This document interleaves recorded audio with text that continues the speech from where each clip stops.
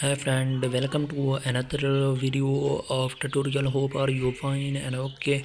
First of all, I select a shape and adjust them at its points. Go to color option and change the color of the shapes like this color and go to stroke option.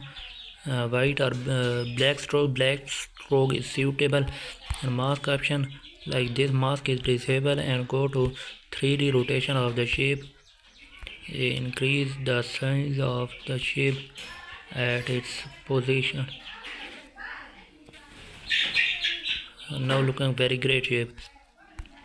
Rotation of this shape looking great and go to 3D shapes and here find